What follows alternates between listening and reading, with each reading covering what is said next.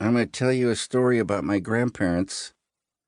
I had two sets of great grandparents, my grandmother and grandfather Lynch, and my grandmother and grandfather Sundholm. And my grandfather Sundholm was a working class fellow. He quit school when he was in the 8th grade, and all his life after that, he felt so bad that nobody tried to talk him out of quitting school. So always he encouraged his kids to study and stay in school and go to college, which they all did. And he always had a dictionary out on the table.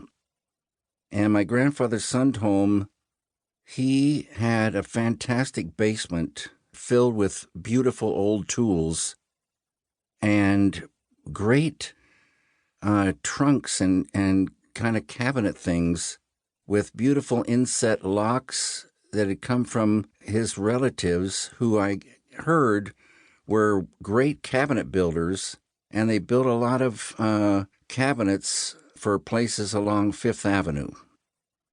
My grandmother, Sundholm, was a real character, and whenever I stayed there, they lived on 14th Street in Brooklyn. My mother was born there, and it was a beautiful brownstone, incredible, beautiful place. And in the 40s, that street was so beautiful. It had a kind of a canyon of elm trees, beautiful trees. I don't know if they were elms, but I think they were, because the Dutch elm disease came along and those trees went away. But in the 40s, they were still there when I first started going there to Brooklyn. And the cars, there's a photograph of that street from 1930. All the cars were black and beautiful, beautiful automobiles in this kind of tunnel of beautiful trees.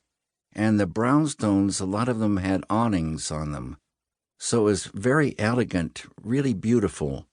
And starting in around the 50s, that whole area fell and fell and fell till it became kind of a hellhole. Now it's come back. My grandmother's Sundholm would wake me up by throwing, a real hard throw, a wet washcloth in my face. When I was really little, my mother took me from, I guess probably Sandpoint, Idaho, on a train to Brooklyn I was maybe 2, and we went out there to visit her parents, my grandparents.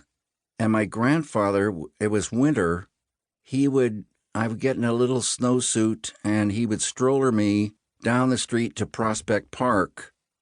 And I'd made friends with the newsstand guy, and I talked to him. I moved my arms around, wildly, and talked nonstop. And I guess I like to talk. And I heard I could whistle. I was born in Missoula, Montana, but very quickly my father and mother and I went and lived in Sandpoint, Idaho. And only thing I remember about Sandpoint, Idaho was in a summer day, my parents had dug a hole in the yard and filled it with a hose, filled the hole with water, and I would sit in this puddle with my little friend Dickie Smith, who must have been my neighbor, and I would squeeze mud. The mud in the bottom of this puddle was so beautifully squeezable. It was really fantastic. After Sandpoint, Idaho, we moved to Spokane, Washington. I loved Spokane, Washington. It had a great feel.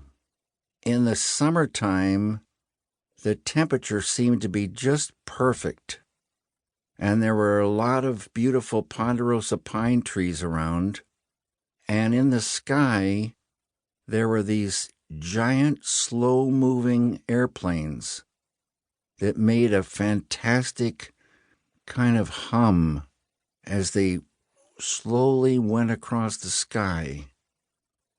Sometimes little white puffy clouds were there. And in those days, I and my friends also, we made our own toys. I mean, we had some things like a wagon, and we had some surplus army things.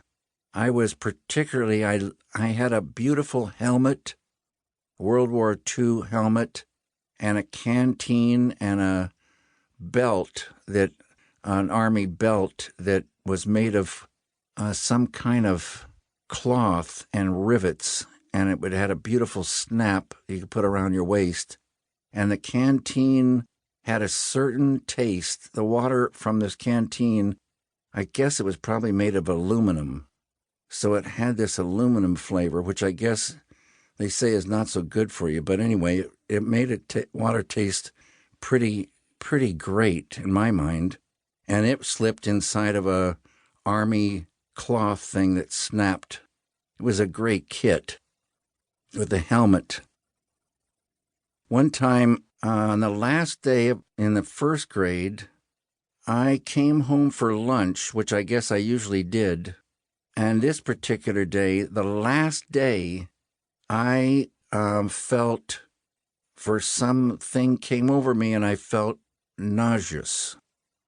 And my mother took her hand to my forehead and told me I had quite a fever. And she wanted me to stay home and not go back to the afternoon to school. But I said, no, I've got to go because it's sharing day. And I was going to share my canteen and helmet. And she said, no, you're sick. You know, go take a nap and I'll wake you, hopefully in time you can go over. So I guess I took a nap.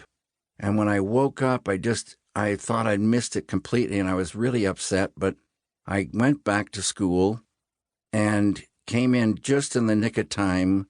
And the teacher allowed me, all the other kids had finished their sharing, but she allowed me to go to the front of the class and share my canteen and my helmet, which I did. And then the whole class went out with the teacher and we took a little hike through a forest just behind the school. And we were hiking along and I vomited in my helmet.